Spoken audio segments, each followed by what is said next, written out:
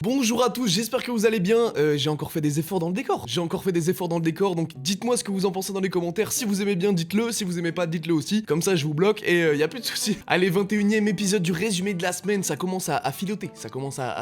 Fou, ça filote à grande vitesse, je dirais même. On va commencer par parler du championnat de France masculin, comme d'habitude. De première division. Ensuite, on fera la Ligue A féminine et ensuite, on fera la Ligue B masculine. C'est la petite routine. C'est la petite routine de votre mercredi, jeudi. Je sais pas quand est-ce que vous regardez la vidéo. Ouf, j'étais essoufflé à la fin de ma phrase là, ça s'est entendu. Bref, on va commencer par vous afficher les résultats, les voici. Et je vais commencer par vous parler du match que j'ai commenté, du match de mon équipe de cœur, Tourcoing, face à Narbonne. Et ben on s'est fait démarrer, hein, faut être honnête. Narbonne était vraiment trop fort sur tous les secteurs de jeu. Au service, ils étaient ultra efficaces, ils mettent que 7 aces, et c'est déjà pas mal, hein, 7 aces. Mais à chaque service quasiment, ils mettaient en difficulté la réception tourquenoise. À l'attaque, c'était efficace également. En défense, leurs libéraux, Ramon, il était sur tous les ballons. Il voulait rien laisser tomber au sol. Dans le troisième set, les Tourquenois partaient bien, et ils font un bon début de set, on commence à croire à une remontada, mais il faut une grosse erreur énorme en laissant tomber un ballon qui était en train de chatouiller la toiture tellement il était haut, et ils s'en ont jamais remis les Tourquenois, ils ont perdu 3-0, ça pique. Tours face à Poitiers, 3-0 pour les joueurs de Tours. Au match aller, il y a un journal qui avait titré « Poitiers terrasse un tour volleyball décevant ». Mais là, Tours, ils ont mis 3-0, et pourtant ils ont joué sans Aboubacar Drameneto, leur très bon pointu. Là, les joueurs de Tours, ils ont gagné 25-16, 25-9 et 26-24. Ah, ils étaient pas contents, les Tourangeaux, ils ont voulu expliquer au journal que le titre de l'article était pas bon. Très bonne perf de Tours à quelques jours de leur demi-finale de la Coupe de France face à Narbonne. Et cette fois-ci, le journal a titré le derby parfait pour le Tour volleyball. Là, je pense qu'on va être content côté Tours. Cambrai va perdre 3-0 face à 7 à domicile pour les Cambrésiens. Et ben, nouvelle défaite pour les Cambrésiens. Je crois que c'est la 18e ou la 19e défaite d'affilée.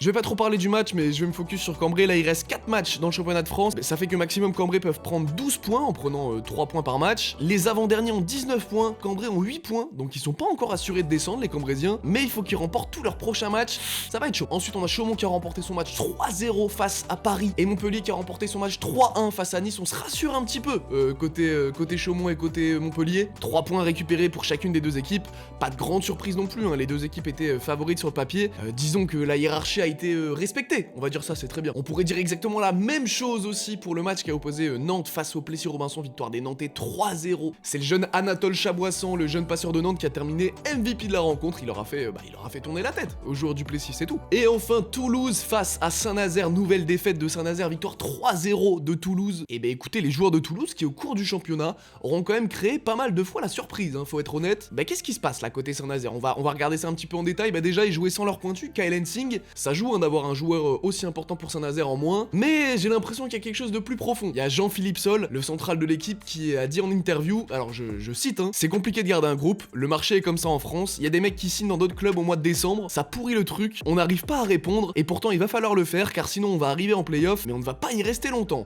Ah, j'ai l'impression qu'il y a des tensions dans le groupe. Mais bref, je vais pas pronostiquer des tensions, ça sert à rien. Je fais pas partie des journalistes un peu bizarres qui kiffent les dramas là. J'espère que ça ira mieux pour Saint-Nazaire à l'arrivée des playoffs. Voici ce que ça donne en termes de classement. Le classement, il a quand même pas mal bougé à l'approche des playoffs. Montpellier prend une longueur d'avance avec la défaite des Parisiens. Ils s'assurent de plus en plus de leur place aux playoffs, hein, tout comme les Sétois d'ailleurs. Mais il reste encore quelques matchs dans le championnat de France. Voici ce que ça donne d'ailleurs en termes de prochains matchs. Cambrai face à Saint-Nazaire, c'est le match à gagner pour Cambrai.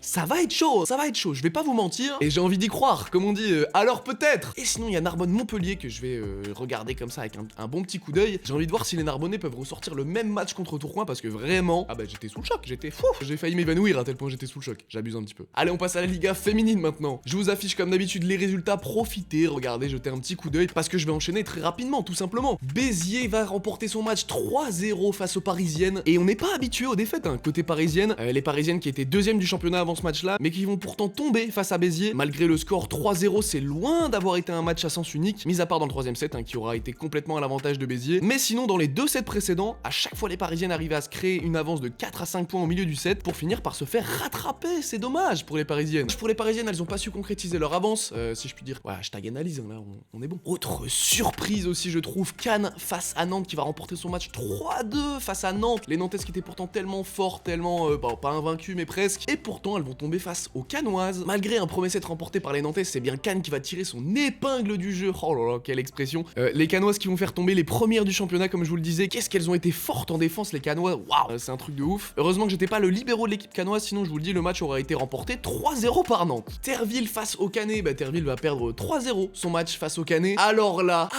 Terville menait 15-9 dans le premier set et ensuite ils menaient 18-11 et ils vont perdre le premier set. Non, franchement, c'est je vais pas dire que c'est honteux, mais ils devaient être dégoûtés. Ils devaient être au fond du trou et ça a été le cas, hein, parce qu'après ils ont jamais réussi à remonter la tête, remonter la pente mentalement, parce que remonter la tête ça veut rien dire. Et elles se sont fait dominer, les joueuses de Terville, les 7 qui ont suivi. C'est dommage, mais c'est comme ça. Ensuite, deux matchs, Venelle va remporter son match 3-0 face à Levallois et Vendeuvre-Nancy va remporter son match 3-0 face au Pôle France. Là aussi, c'était des résultats qui étaient attendus. Avec une nouvelle défaite de Levallois et avec la fin du championnat qui arrive de plus en plus, ça va commencer à être compliqué pour Levallois. C'est dommage, j'aurais bien aimé qu'ils cassent le championnat comme Saint-Nazaire peuvent le faire chez les mecs. Mais après, rien n'est fait encore, il reste 5 matchs. Elles peuvent encore ne pas descendre, mais après, rien n'est fait. Mais ça va être compliqué quand même, hein, faut être honnête. Elles sont pas non plus favorites, hein, on va pas se le cacher. À voir ce que ça donne sur les prochains matchs. Surtout que le Levallois dispute la descente avec deux autres équipes, Chamalières et Marc-en-Barœul, qui se sont affrontés tous les deux et qui ont fait un match 3-2, donc qui ont tous les deux pris des points. Donc ça fait un peu chier le Levallois. Et pour parler un peu plus précisément du match de Chamalières face à Marc, bah ça a fini sur un match très serré puisqu'on ira jusqu'au tie-break. C'est dommage quand même pour Chamalières parce qu'elles menaient 4-0 dans le tie-break, mais elles vont finir par le perdre. De toute façon, les deux équipes voulaient prendre des points sur ce match-là pour éviter la descente, bah elles l'ont fait. Et enfin, Saint-Raphaël face à Mulhouse, victoire de Mulhouse 3-1. Les deux clubs qui ont joué avec leur deuxième passeuse. Enfin, pour être précis, Mulhouse a d'abord joué avec sa première passeuse lors du premier set qu'elles ont perdu, et leur deuxième passeuse est rentrée à partir du deuxième set. Et je pense qu'honnêtement, les deux équipes auraient pu remporter le match, même si parfois une des équipes arrivait à prendre l'avantage, mais les opposants revenaient toujours au score. C'était un match très disputé. Voici ce que ça donne en termes de classement, et pour être honnête, le haut du panier est quand même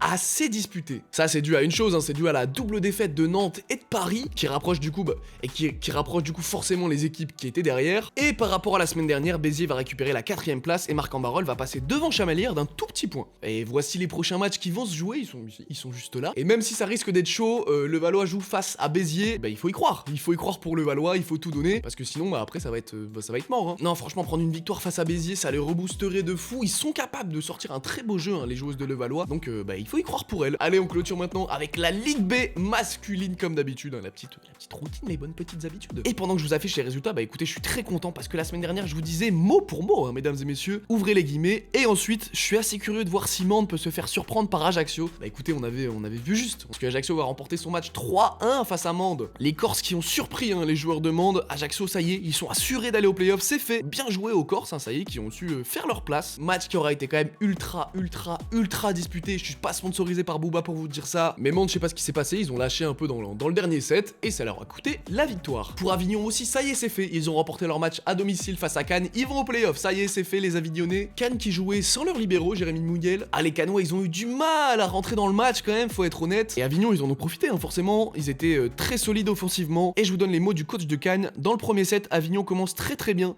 Et c'était difficile pour nous de suivre le rythme. Après, on a bien réagi, hein, dans le deuxième set, on s'est donné les moyens de le remporter, mais comme cela n'a pas tourné en notre faveur, ça a été difficile mentalement. Ensuite, victoire 3-0 d'IAC face au Pôle France, alors c'était attendu, hein, évidemment. IAC se relance bien, et j'en parle très rapidement pour féliciter le frérot Lucas Lilembo, qui a fini MVP du match, bien joué, c'est Nike. Ensuite, Nancy face à Saint-Quentin, bah Nancy c'est dur, ils se sont fait dominer par les joueurs de Saint-Quentin, victoire 3-0 des Saint-Quentinois, c'est même pas moi qui le dis, hein, c'est Nancy eux-mêmes qui disaient que Saint-Quentin a été trop fort pour eux. Côté Nancy, on peut encore aller au playoff, mais leur sort n'est pas exclusivement dans leurs mains, ça c'est chiant. Ça va dépendre de Martigues. En fait, il faudrait que Martigues perde tous leurs matchs et que Nancy gagne tous leurs matchs. Bon bah, les dés sont jetés, ça va dépendre des prochaines rencontres. Et justement, ça tombe mal, hein, pour les joueurs de Nancy parce que les Martégots, je crois que ça se dit comme ça, vont... Et ouais, c'est ça, les Martégots. Mais les Martégots ont fait une belle opération, hein, parce qu'ils ont perdu leur match face à Rennes, mais ils l'ont perdu 3-2, donc ils prennent un point au classement. Qu'est-ce qu'on a été stable en réception côté Martigues, c'est un truc de ouf. Quel match de haute volée, et pas voler le sport, hein, vous l'avez. Martigues qui va lâcher qu'à la toute fin du tie-break en faisant quelques fautes, franchement bravo. Allez, on va passer au classement désormais, le voici devant vos yeux,